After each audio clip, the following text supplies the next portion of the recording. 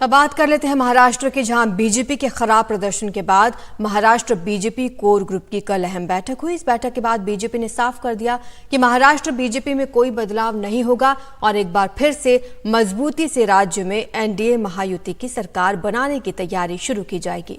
आपको बता दें, महाराष्ट्र में खराब प्रदर्शन के बाद देवेंद्र फडणवीस ने जिम्मेदारी ली थी, इस्तीफे की पेशकश की थी, लेकिन इस बैठक के बाद साफ हो गया है कि कोई बदलाव नहीं होने जा रहा है।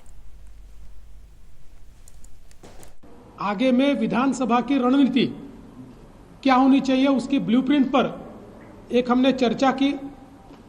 अब जल्दी ही हमारे जो एनडीए पार्टनर्स है उनके साथ चर्चा करके महाराष्ट्र की विधानसभा के चुनाव को जीतने की दृष्टि से हम लोग रणनीति तय करेंगे और केंद्रीय बीजेपी पूरी ताकत से हमारे पीछे इस चुनाव में खड़ी है और जल्दी ही हमारा रोड मैप हम लोग तैयार करेंगे। कोई बदलाव होगा सर, प्रदेश अध्यक्ष हो या और कोई बदलाव नहीं है। फिर एक बार एनडीए की महायुति की सरकार बहुत मजबूती से हमें महाराष्ट्र में लानी है।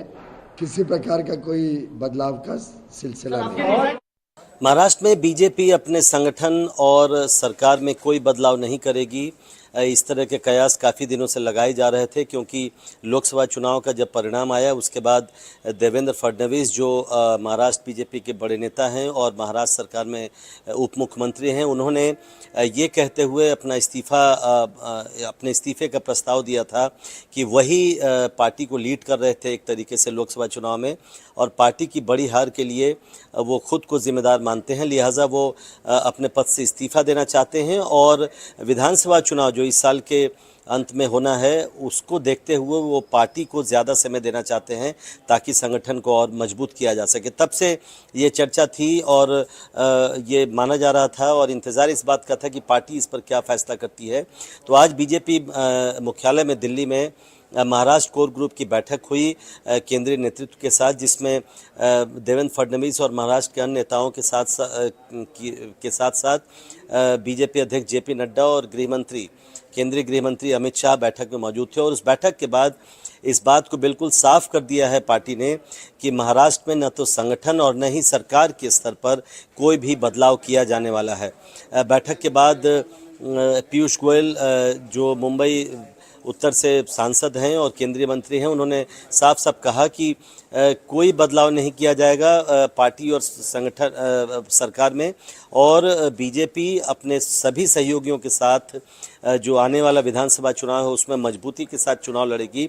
और लक्ष्य ये रखा गया है कि सरकार को फिर से महाराष्ट्र में जो महायुति की सरकार है, जो एनडीए अलायंस की सरकार है, उसको वापस लाया जाए।